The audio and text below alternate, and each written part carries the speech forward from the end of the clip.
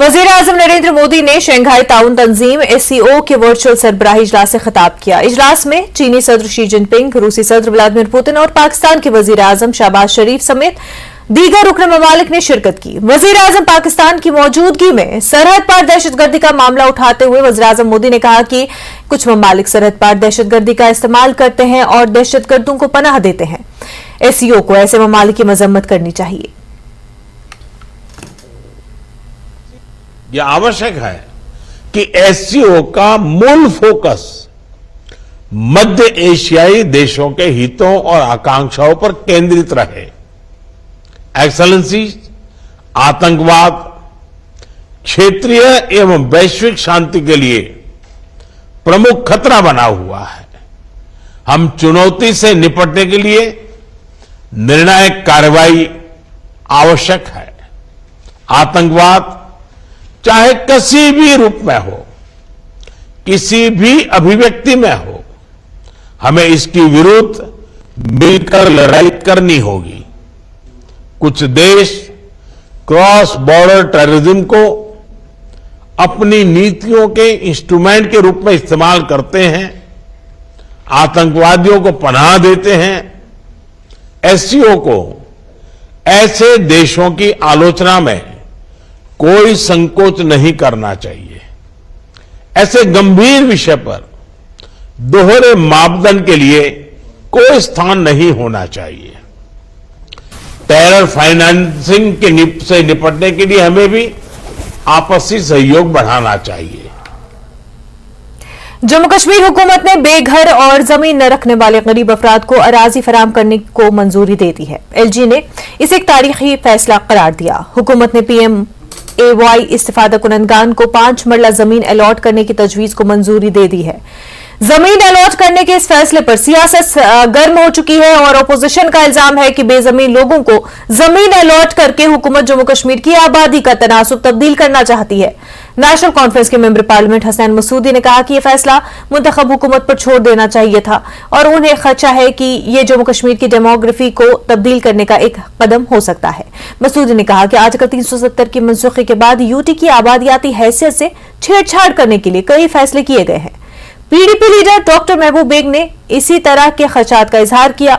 उधर जम्मू कश्मीर बीजेपी ने फैसले का दिफा किया। पार्टी सदर रविंद्र रैना ने कहा कि मोदी हुकूमत ने जरूरतमंद लोगों की मदद का काम किया है। उन्होंने कहा कि यह एक बड़ा और तारीखी फैसला है। जम्मू कश्मीर कांग्रेस ने फैसले का खैर मकदम किया है। उन्होंने कहा कि इस बात की काफी वजाहत होनी चाहिए कि क्या यह जमीन सिर्फ जम्मू कश्मीर के बाशिंदों को ही अलॉट की जाएगी।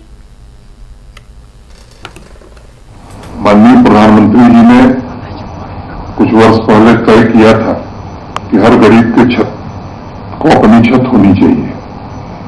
जम्मू कश्मीर ने भी इस संदर्भ में काफी प्रगति की है और एक वास्तविक कठिनाई ये थी कि जिन लोगों के पास जमीन नहीं थी और वो प्रधानमंत्री आवास योजना के लिए पात्र थे, माने एलिजिबल थे, मुझे लगता है कि यहाँ के कानून में कोई व्यवस्था नहीं थी ऐसे गरीब लोगों को सरकारी जमीन दी जाए। खासतौर से भूमिहीन लैंडलेस फैमिलीज जो एलिजिबल थे PMAY के लिए, प्रधानमंत्री आवास योजना के लिए। तो अभी पिछले दिनों में एडमिनिस्ट्रेटिव काउंसिल में हम लोगों ने निर्णय किया और रेवेन्यू डिपार्टमेंट और रूरल डेवलपमेंट डिपार्टमेंट ने मिलकर के तय किया और काफी चर्चा करके कैसे लैंडलेस फैमिलीज जो भी हैं जम्मू कश्मीर में, उनको अगर वो एलिजिबल है तो उन्हें 5 मरला जमीन देंगे ताकि वो घर बना सकें। माननीय प्रधानमंत्री जी की इच्छा भी है कि सरकारी संसाधनों पर सबसे पहला हक गरीब आदमी का होना चाहिए और इस दृष्टि से बड़ी उदारतापूर्वक उन्होंने तय किया कि जो भी भूमिहीन लोग हैं और प्रधानमंत्री आवास योजना के लिए एलिजिबल हैं, उन्हें 5 मरला जमीन हम उपलब्ध कराएंगे ताकि केवल घर न बनाए, 1 मरला में घर बनाए, 4 मरले का उपयोग अपने और अपने परिजनों के जीवन यापन के लिए।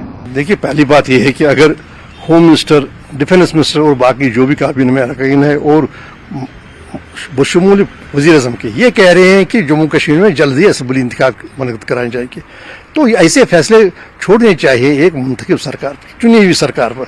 दूसरी बात है, जब तक इसके खदखाल सामने नहीं आएंगे तब तक ये तो शुबहात पैदा करेगा।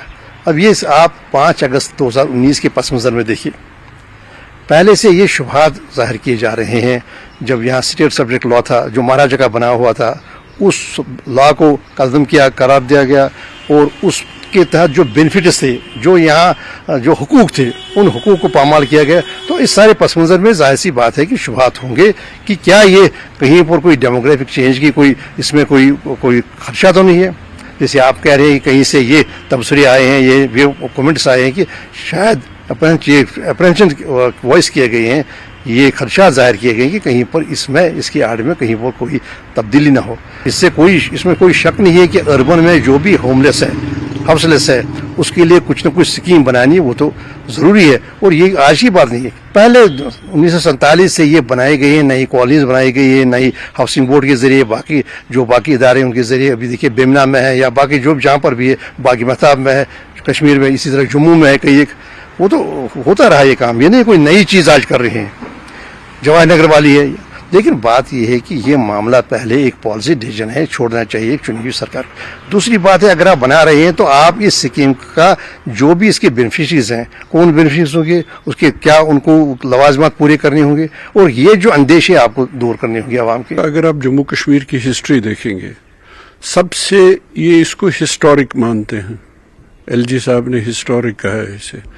अगर हिस्टोरिक कोई था वो था इक्वल डिस्ट्रीब्यूशन ऑफ लैंड, जो सिर्फ जम्मू और कश्मीर की प्रोग्रेसिव लीडरशिप ने जम्मू कश्मीर और लद्दाख के लोगों को दिया था, जिसकी मिसालें आज भी पूरी देश में नहीं पूरी दुनिया में दी जाती हैं कि जम्मू कश्मीर वाहिद रियासत है हिंदुस्तान की जिसने ये कारनामा और ये प्रोग्रेसिव स्टेप उठाया था। इक्वल डिस्ट्रीब्यूशन ऑफ लैंड, जब लैंडलॉर्ड्स थे उनसे भी टोटल जमीन नहीं छीन ली गई, उनके पास एक डेफिनेट बेस लाइन रखा गया, बाकी जो टिलर्स थे, मजदूर थे, काश्तकार थे, लेबरर्स थे, उनको मालिकाना हुकूक दिए गए और without any compensation. Having said this, अब एलजी साहब ये लेके आए, देखिए एप्रीहेंशंस क्यों नहीं होंगे।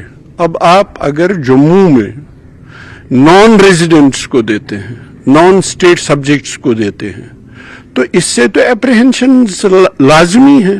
तो एलजी साहब बताएं, क्या ये जो डोमिसाइल है, चलिए मान लेते हैं थोड़ी देर के लिए, क्या ये उन्हीं को मिल रही है?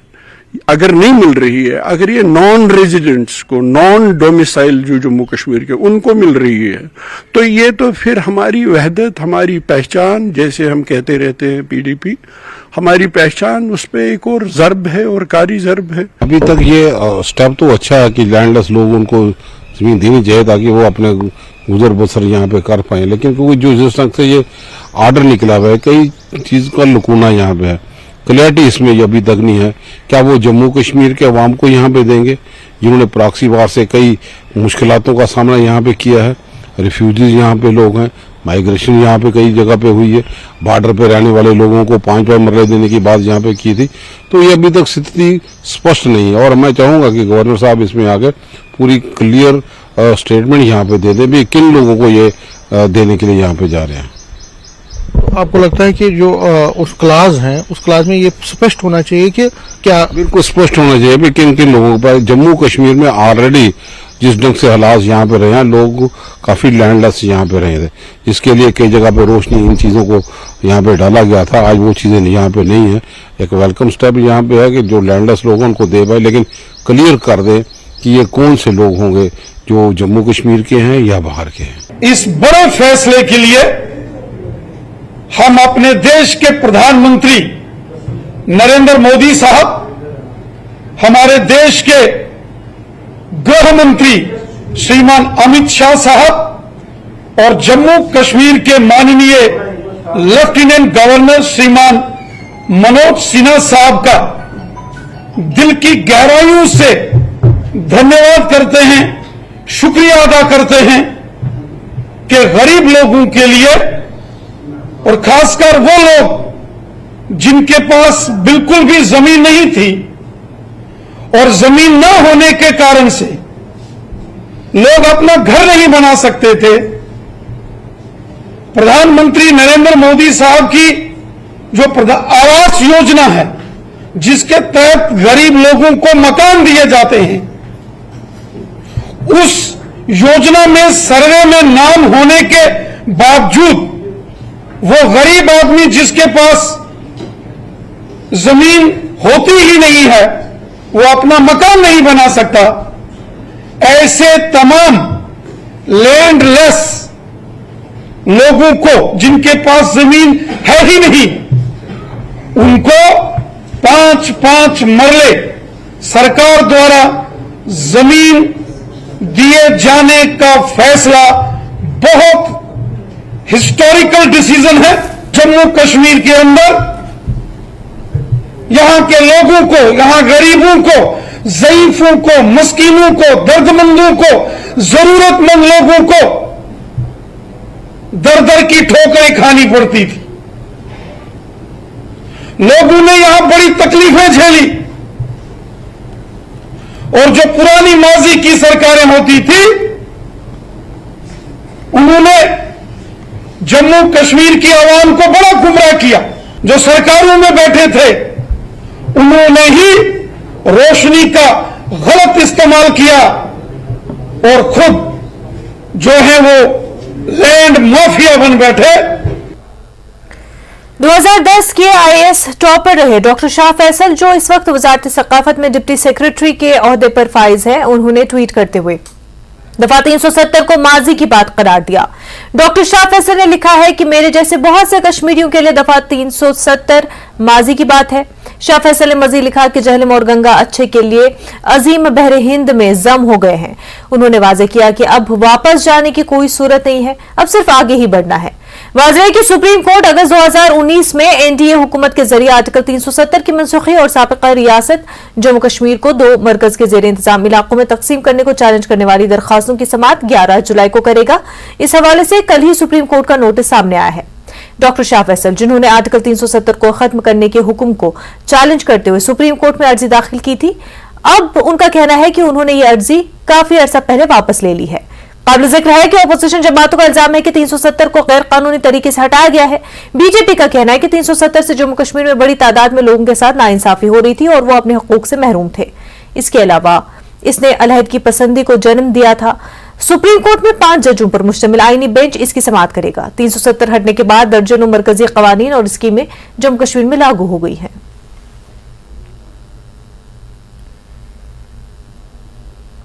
तीन सौ 370 की मनसूखी पर शाह फैसल के ट्वीट का बीजेपी ने खैर मकदम किया है। पार्टी के तर्जुमान अल्ताफ ठाकुर ने कहा कि अच्छी जहनियत रखने वाले लोग इस बात को समझ रहे हैं कि दफा 370 जम्मू कश्मीर के लिए कोई मायने नहीं रखता था।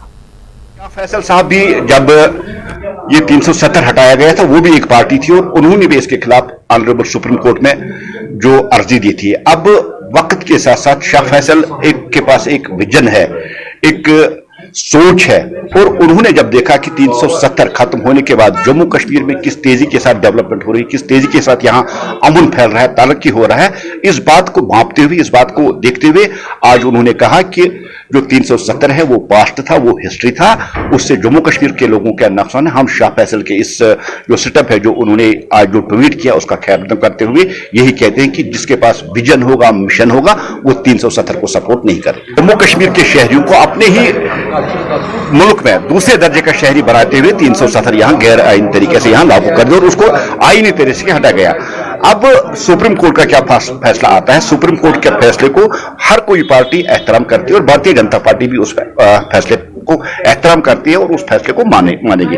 लेकिन जहां तक मेरा कहना है, मेरा मानना है कि मुर्दे लोग वापस नहीं आते हैं और अब कफन दफन जो पूरी तरह से दफा 370 की समाअत पर जम्मू कश्मीर बीजेपी के सदर रविंद्र रैना ने कहा कि जमहूरियत में हम हर इदारे का एहतराम करते हैं। जब दफा 370 नाफिज की गई तो कानून साज असेंबली में बहस हुई और जब इसे मनसूख किया गया तो पार्लियामेंट के दोनों ऐवानों में तफसीली बहस हुई और तरमीम की गई।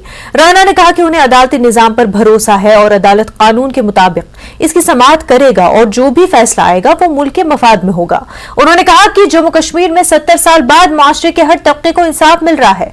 यकसा सिविल कोड पर तबसरा करते हुए रैना ने कहा कि मुल्क के वजीर कानून पहले ही लोगों से ऑनलाइन तजावीज मांग चुके हैं और उम्मीद है कि जो कुछ भी किया जाएगा वो समाज के तमाम तबकात की उमंगों के मुताबिक होगा। तो माननीय सुप्रीम कोर्ट ने 11 जुलाई से धारा 370 पर सुनवाई के लिए बेंच का गठन किया और इसकी सुनवाई शुरू होगी। जब कोई मामला सब जुडिस हो, उस पर किसी भी प्रकार की बयानबाजी करना वो उचित नहीं है। हमें अपनी अदालत पर पूरा भरोसा है और हमें पूरा विश्वास है कि माननीय सर्वोच्च न्यायालय इस मामले की सुनवाई बिल्कुल तर्कसंगत तरीके से होगी, जैसा हमारी अदालतों में परंपरा है। आर्गुमेंट्स काउंटर आर्गुमेंट्स के बाद इस पर जो भी निर्णय आएगा वो राष्ट्र हित में महत्वपूर्ण निर्णय होगा और मुझे पूरा विश्वास है कि जो भी ऑनरेबल सुप्रीम कोर्ट का डिसीजन आएगा वो जो कुछ राजनीतिक दल प्रोपेगेंडा करते हैं, कुछ राजनीतिक दल लोगों की भावनाओं को भड़काने की साजिश और कोशिश करते हैं, उन साजिशों, उन कोशिशों और उस प्रोपेगेंडे पर पूर्ण विराम ऑनरेबल सुप्रीम कोर्ट लगा देगा। अदालतों के अंदर राजनीतिक टिप्पणियों के आधार पर फैसले या किसी साजिश और प्रोपेगेंडे के आधार पर फैसले नहीं आते। अदालतों में मेरिट बेसिस के ऊपर निर्णय आते हैं और हमें पूरा विश्वास है कि जम्मू कश्मीर के अंदर रहने वाले वो समाज के लोग जिनको 70 साल यरगमाल बना के रखा गया था, प्रताड़ित किया गया था, आज ऐसे सभी वर्गों को न्याय और इंसाफ मिल रहा है। उस सेक्शन के साथ यकीनन माननीय सर्वोच्च न्यायालय